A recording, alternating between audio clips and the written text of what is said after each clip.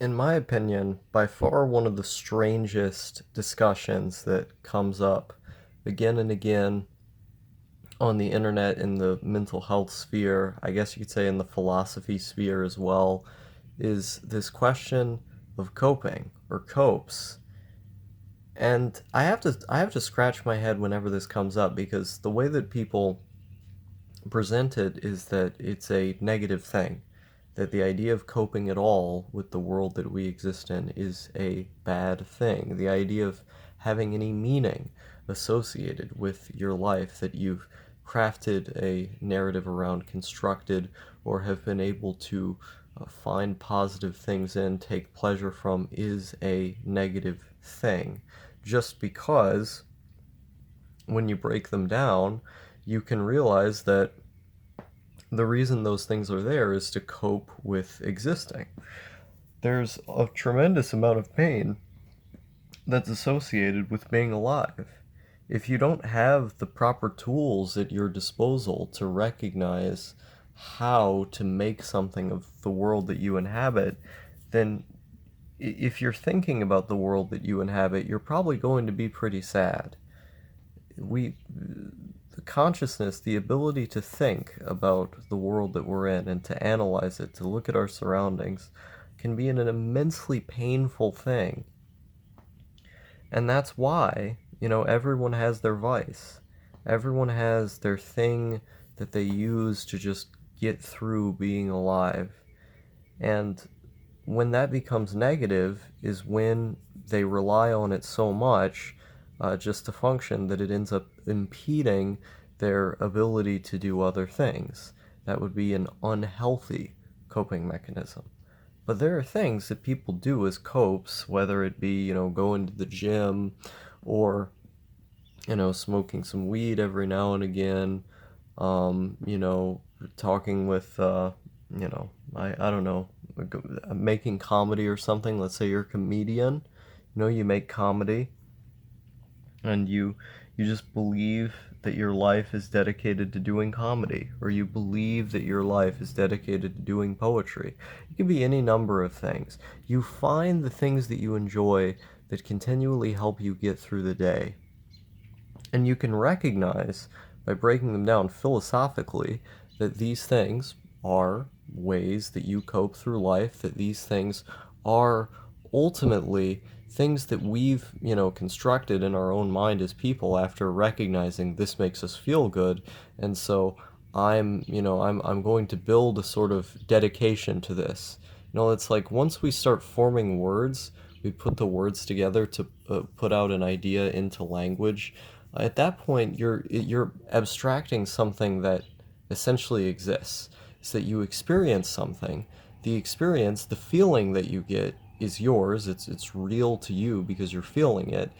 And then you're attempting to convert or translate that feeling into something that is substantial to other people that they can make sense of. So you have to translate that feeling into language to use the words sort of act as symbols for concepts that we have, whether they be concrete like this table here or more abstract like what I'm talking about now.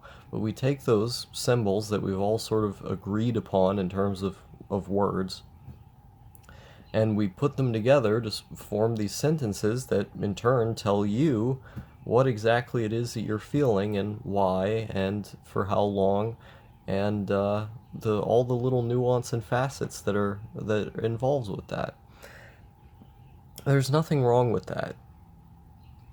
Once you recognize that, yeah, everyone has their own cope, everyone has their own way of getting through life, everyone has their own meaning that they associate with the things that they are going through life with, then what's the point of going any further than that?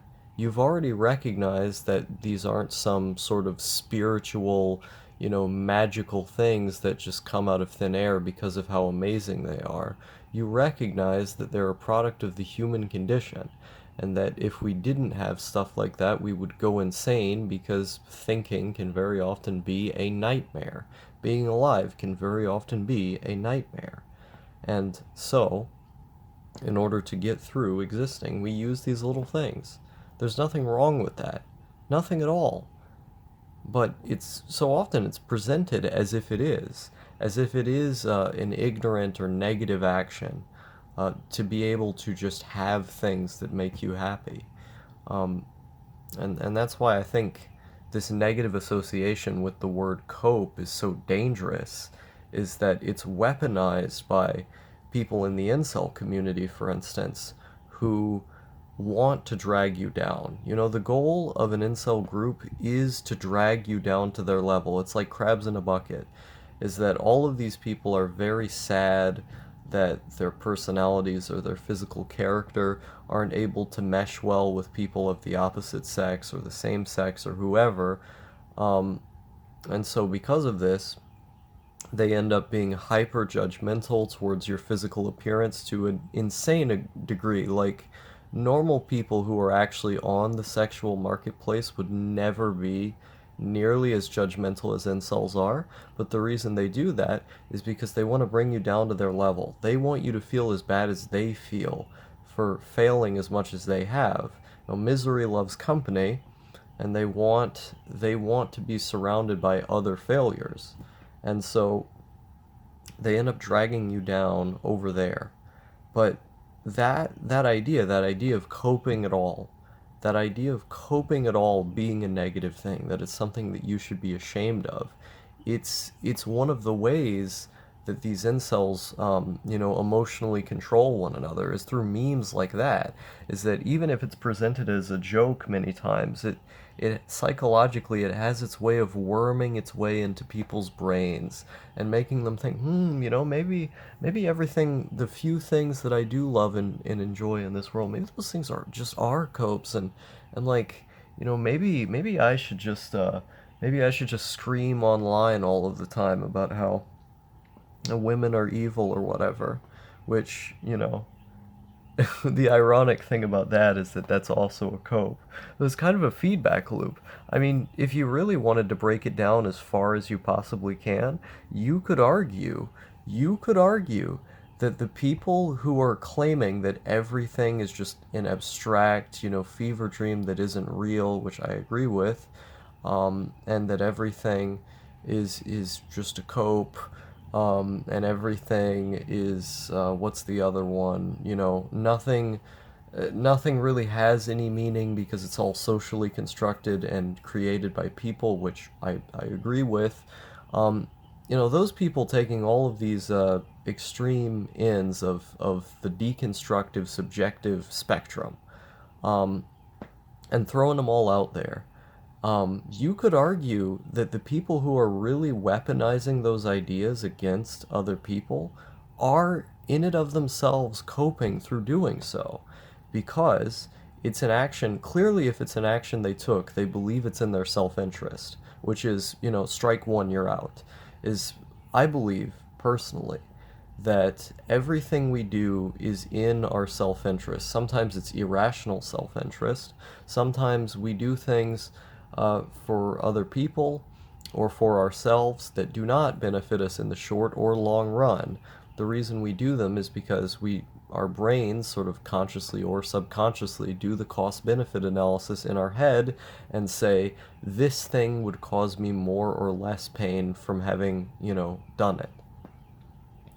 And so we're always acting in our self-interest. Whether it actually is in our self-interest or not, well, that's up to the beholder of the action, the person looking at it, the context of the situation, who the person is, what their goal is, etc. There's a number of complicating factors, but as a general rule, we're always sort of seeking to do what's in our self-interest, which could include altruism and taking care of others, and very often stuff like mutual aid, for example, is in our self-interest. But I digress. So the people are always doing that, and if you look at the people who are really weaponizing this anti-cope ideology, why are they doing it? What mentally damaging factor led them to doing that? And like, we may not be able to know for sure, because in the end, any explanation we give for these kind of things is ultimately going to be a justification for why it's happening. We can never know for sure, but we do know that everything that happens is a result of the thing that preceded it, that there is a cause and effect for everything. We may not know what that cause and effect is, but there is a cause and effect. In order for something to have happened, there need to have been a cause for it. And when we recognize this, that everything that is done because it's in our self-interest, and that everything is done as the result of that which preceded it, that there is a cause and effect for what is being done, why is it that those people are throwing out the cope rhetoric? There's probably some underlying emotional factors that led them to that conclusion. People are not entirely logical beings. We are not monoliths that can just break down everything in the most logical way.